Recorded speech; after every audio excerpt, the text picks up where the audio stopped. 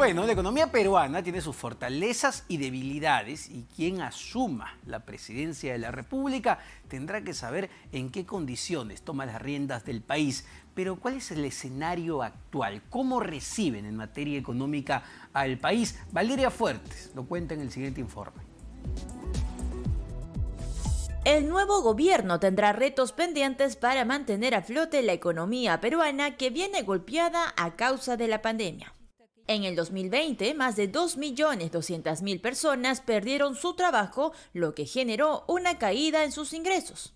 Y es justamente ese uno de los asuntos pendientes para el próximo gobierno que debe dar señales positivas a la inversión, asegura Bruno Bellido, docente de la carrera de Economía de la Universidad de Lima.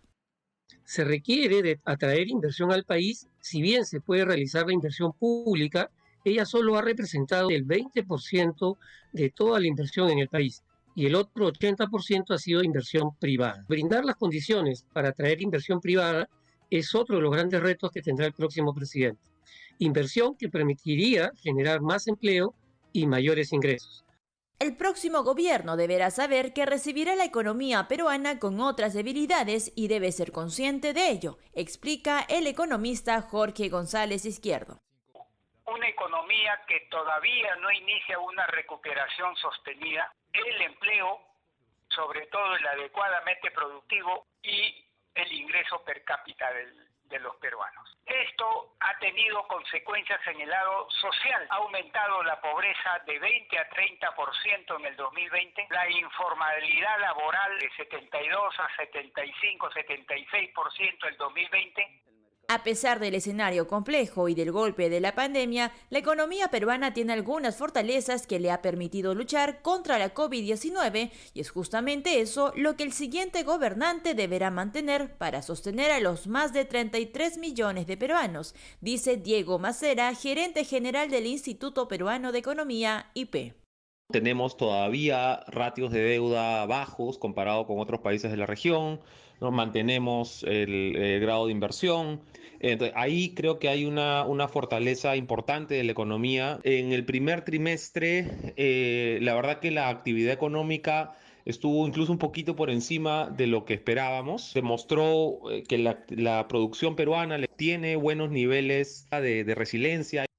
La economía que recibirá el siguiente presidente tiene sus debilidades y sus fortalezas. Sin embargo, dependerá del próximo gobierno cómo administra estas fortalezas para que las debilidades desaparezcan en el menor tiempo posible.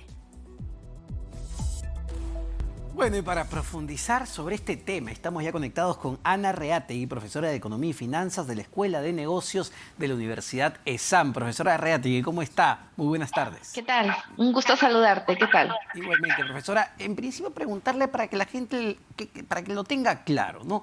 ¿Cómo recibirá el próximo presidente o presidenta del país la economía peruana tras una pandemia que generó el cierre de la economía, que generó un incremento de la pobreza y millones de desempleados? ¿Cuál es el diagnóstico que tenemos en este momento? Es claro, y justamente las personas que hablaban previamente a mí hacían referencia, ¿no? El problema de la falta de empleo, el problema de la falta de inversiones nuevas, que no es algo que que se ha agudizado en estos durante este último año de la pandemia, pero ya venía la inversión, especialmente la extranjera directa, disminuyendo y la inversión en general había perdido bastante dinamismo, lo cual obviamente afectaba el crecimiento del PBI. Entonces encuentras ya una economía con poca inversión, nueva inversión, encuentras una economía con un déficit fiscal complicado de administrar, por lo tanto cualquier impulso que se quiera dar a la economía a través de gasto público, que es un poco lo que se ha venido también diciendo por parte de los dos candidatos hasta ahora a la presidencia, nos encuentra mal parados respecto a la recaudación de impuestos, ¿no? Si bien la economía se venía recuperando, también es verdad que estamos cayendo en un momento de fuerte incertidumbre y esa incertidumbre hace que se bloquee todo proyecto de inversión o de querer seguir creciendo, ¿no es cierto? Entonces, es una economía en un momento muy, muy crítico, muy frágil, desempleo, baja recaudación de impuestos todavía.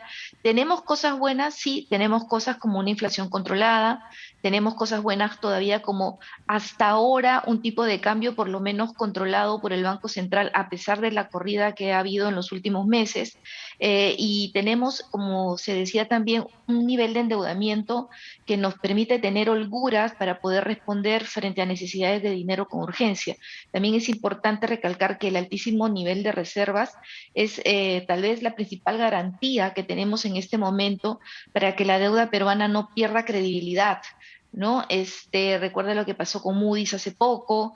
Entonces, es verdad que estamos frente a una situación en que tenemos que seguir manteniendo la confianza de los mercados y mantener estos indicadores macroeconómicos que he mencionado en buen estado y con pocas fluctuaciones va a ser fundamental para poder seguir manteniendo confianza y que la deuda peruana no vaya a caer luego o sea mal vista y pierda rating, ¿no? Ya en este momento, profesora Reategui, esa confianza que el Perú generaba en los mercados, en los inversionistas, tanto locales como extranjeros, se ha visto mellada. Lo digo porque revisando algunos reportes de Moody's, de las propias Fitch, las agencias calificadoras de riesgo, diera la impresión de que están muy pendientes de lo que va a ser el próximo gobierno, pero también de lo que ha sido este Congreso de la República en la aprobación de leyes. A lo que voy, ¿nos están mirando muy de cerca en este momento? Normalmente para los temas de credibilidad era como siempre, dábamos por hecho la parte institucional, ¿no? Y nos concentrábamos mucho en los indicadores macroeconómicos, es decir, tener la solvencia necesaria para poder responder frente a obligaciones que teníamos fuera. Pero hoy día vamos a decir que todavía tenemos muy buenos indicadores para responder frente a las situaciones de insolvencia o cosas por el estilo, pero lo que se ha quebrado es este esquema de institucionalidad. Por lo tanto, lo que ellos están objetando no es tu insolvencia inmediata para responder a nuestras obligaciones que hemos asumido en el sistema financiero internacional, sino la poca institucionalidad dada por las últimas medidas que ha tomado el Congreso. En realidad, en los últimos años ha venido un deterioro paulatino de las leyes dadas por el Parlamento, así también como por el propio Ejecutivo. Entonces, y hay una pugna de poderes, hay querer meter, asumir obligaciones que no te corresponden, cruces entre los poderes, disputas entre los poderes y obviamente eso le quita credibilidad a la parte institucional. Entonces, si así ha sido en los 3, 4, 5 últimos años, ¿qué podrías esperar para los próximos 3, 4, 5 años que vienen, ¿no? Ahora, Entonces, sí. ¿cuál debería ser el principal objetivo del siguiente gobierno, sea quien sea Pedro Castillo, sea Keiko Fujimori? ¿Qué es lo que deben poner por delante, entendiendo que la campaña política, la campaña electoral ya culminó? ¿Cuál debería ser el principal objetivo a atacar en el cortísimo plazo?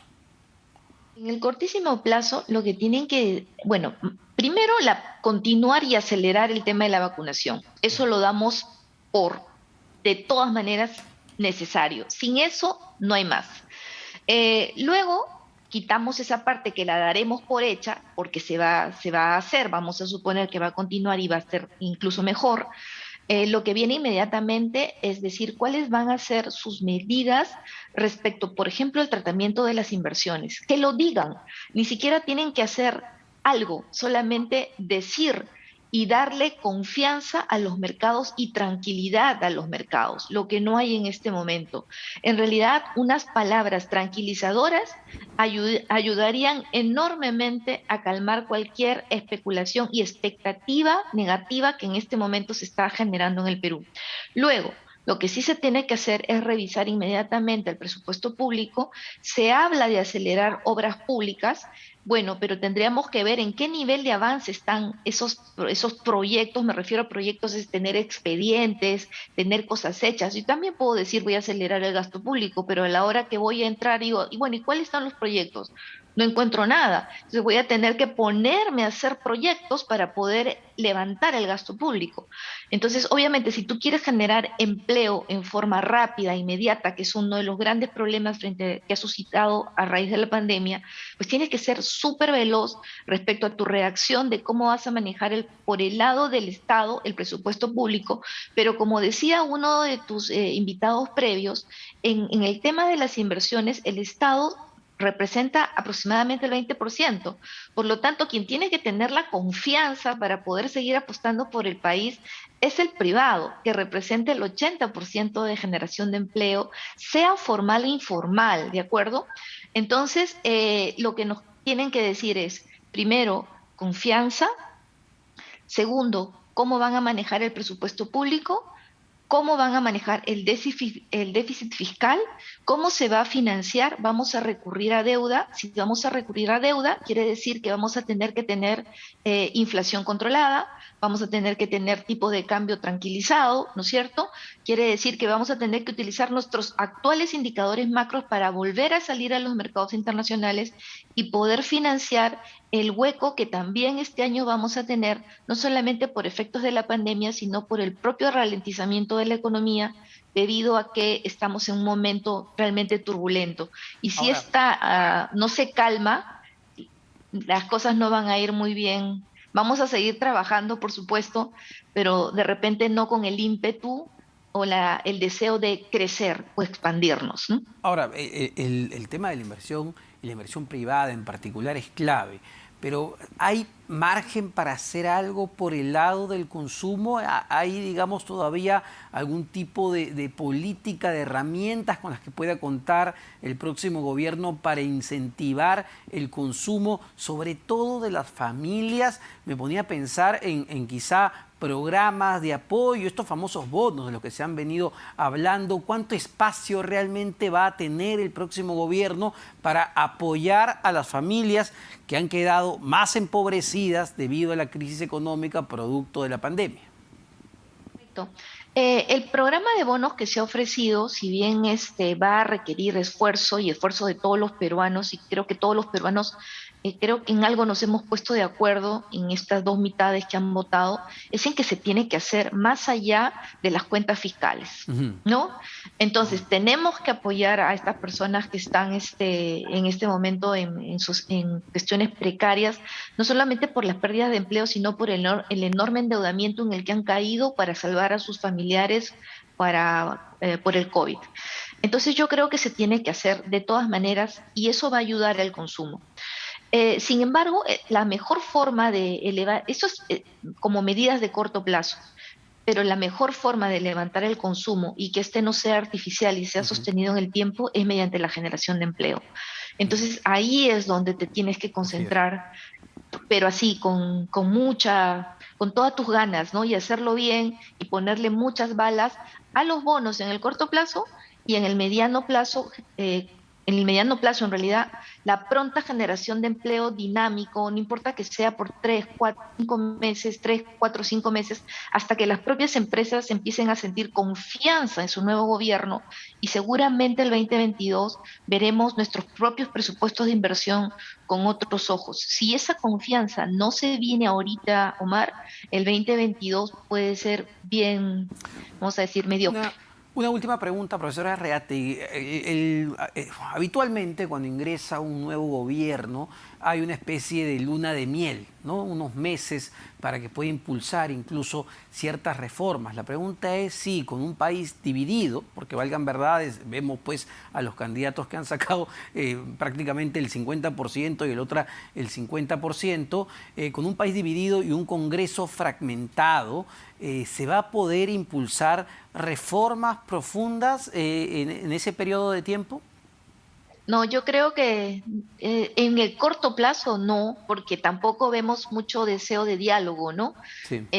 O por lo menos no se ha manifestado hasta un genuino interés por el diálogo. Pero yo creo que si en el Congreso y el nuevo presidenta se ponen de acuerdo en, por ejemplo, el tema de la pandemia, ¿no?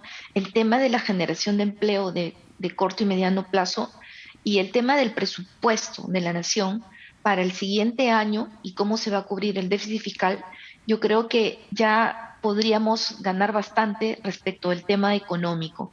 3 o 4 cosas. No pidamos más hasta que ellos mismos, tipo boxeadores, se vayan conociendo también en el nuevo ring, ¿no? Y haya este momento de plan de estudio o estudio entre ellos mismos hasta que se genere la confianza necesaria para poder, como dices tú, generar ya diálogo para hacer reformas más profundas, ¿no? Perfecto, profesora Arreategui. Muchísimas gracias. Ana Arreategui, profesora de Economía y Finanzas de la Escuela de Negocios de la Universidad ESAN. Son las 4:20, hacemos una pausa, venimos con más en Economía para Todos. ¿Cómo acabó el tipo de cambio? ¿Cómo acabó el cierre de la bolsa? Venimos con eso.